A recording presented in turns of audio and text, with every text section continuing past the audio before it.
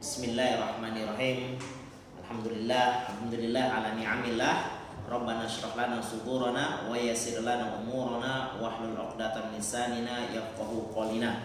Allahumma yassir umurana fi ta'lim wa ta'allum. Bismillahirrahmanirrahim. Anak-anakku semuanya, kemarin kita sudah belajar tentang mad. Pada dasarnya kita flashback saja biar kalian mengingat. Pada dasarnya mad itu dibagi menjadi dua, yaitu mad tabi'i dan mad far'i. Mad tabi'i adalah mad asli yang terdiri hanya dari 3 huruf, yaitu alif, waw, ya. Adapun mad far'i itu adalah mad cabang dari mad tabi'i. Kita sudah bicara tentang mad far'i. Salah satu cabang dari mad tabi'i adalah mad wajib muttasil dan mad jaiz munfasil. Mad wajib muttasil adalah ketika hamzah bertemu dengan mad tabi'i di dalam satu kalimat. Mad jaiz munfasil adalah ketika hamzah bertemu dengan mad tabi'i di dalam 2 kalimat atau 2 perkataan. Kita sudah belajar minggu yang lalu, maka sekarang kita akan belajar tahapan mad far'i yang selanjutnya, yaitu mad lazim mustaqal ilmi.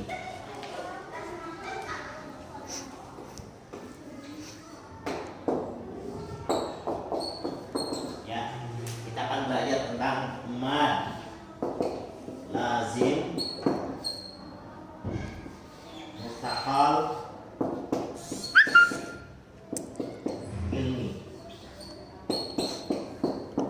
Apa itu mad lazim mustaqal ilmi? Kita pahami satu-satu. Mad adalah yang tadi artinya sudah kita utarakan, panjang. Lazim adalah suatu keharusan, merupakan juga bahasa Indonesia. Mustaqal, mungkin mustaqal perlu kita jabarkan. Mustaqal artinya adalah berat. Sedangkan kilmi dalam bahasa Arab, kilmi itu artinya kalimat atau perkataan. Kalimat atau perkataan. Jadi secara garis besar adalah bacaan yang panjang yang diberatkan, harus diberatkan karena di dalam perkataannya, kalimatnya ada huruf yang bertasydid. Jadi kalau kita jabarkan adalah mad tabi'i, yaitu sini biar enak, apabila ada mad tabi'i bertemu dengan kalimat. Kalau kita bicara masalah berat dalam perkataan otomatis, kalimat itu adalah tasydid, bertemu dengan kalimat yang bertasydid, bertemu dengan kalimat yang bertasydid, bertemu dengan kalimat yang bertasydid di dalam satu perkataan.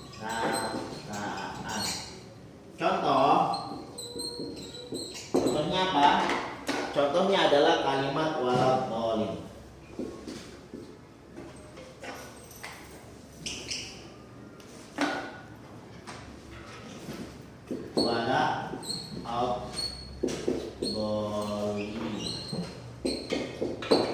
Waladhdallin. Ini adalah dhalin, ini mad tabi'i. Dha itu sebelum alif ada huruf berharokah fathah. Ad-dhalina itu adalah contoh dari mad lazim mustaqal. Contoh yang kedua biar lebih gampang adalah lebih jelasnya at-tammatu.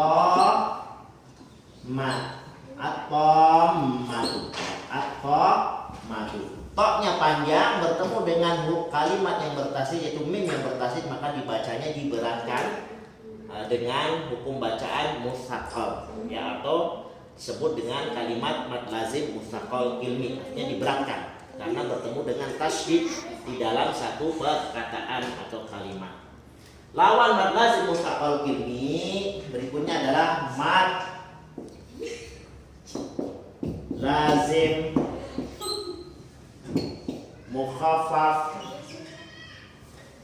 Mad lazim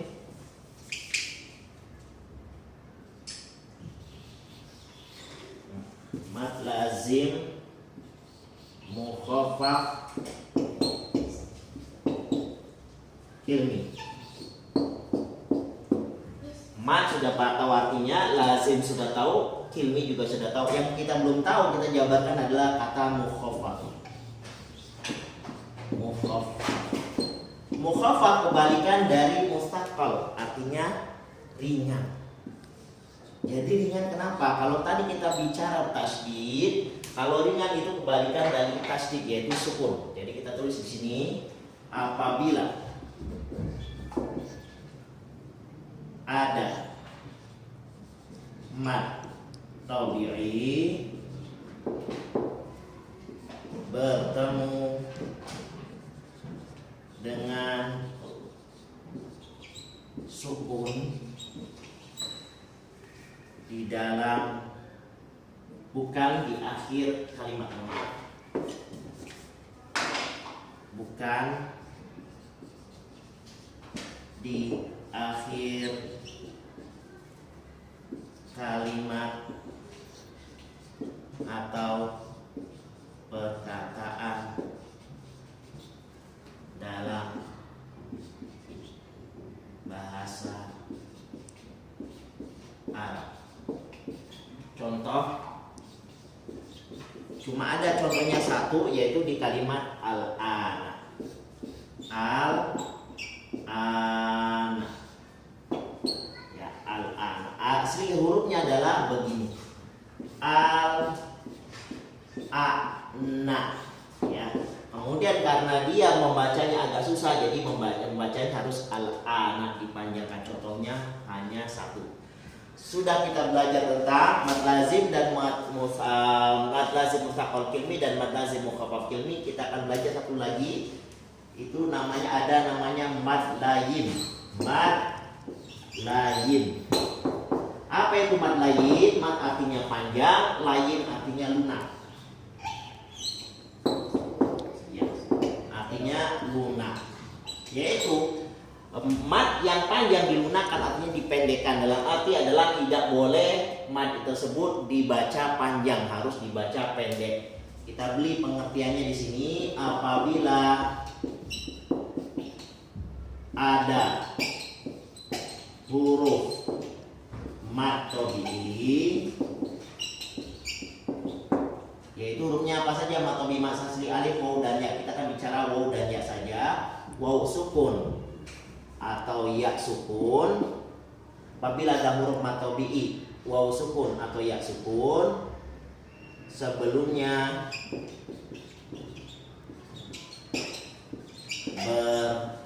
berharokah fathah. Ya. Ada ya sukun atau waw sukun sebelumnya berharokah fathah. Contohnya apa? Ya dulu.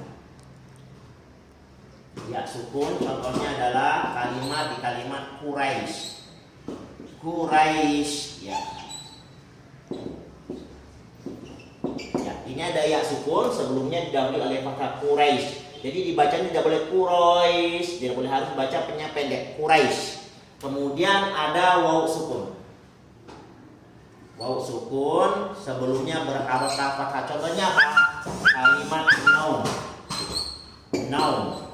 Ya, kalimat naum tidak boleh baca naum, tidak boleh, kecuali jadi akhir kalimat. Boleh dibaca panjang, jatuhnya mad arid li sukun. Cuma kalau dia di pertengahan, bukan di akhir kalimat, tidak boleh dibaca naum, harus dibaca naum. Naum, naum atau Quraisyun. Ya, naumun atau Quraisyun, tidak boleh dibaca panjang. Mad satu-satunya mad yang tidak boleh dibaca panjang adalah mad layin, selainnya boleh dibaca panjang. Mungkin Bapak cukupkan sekian, kita tutup dengan membaca doa setelah belajar. Allahumma inna nastauda'tuka ilman bima 'allamtanahu farduhu ilaina 'inda hajatina ilaihi. Subhanakallahumma wa bihamdika asyhadu an la ilaha illa anta astaghfiruka wa atubu ilaik. Wassalamualaikum warahmatullahi wabarakatuh.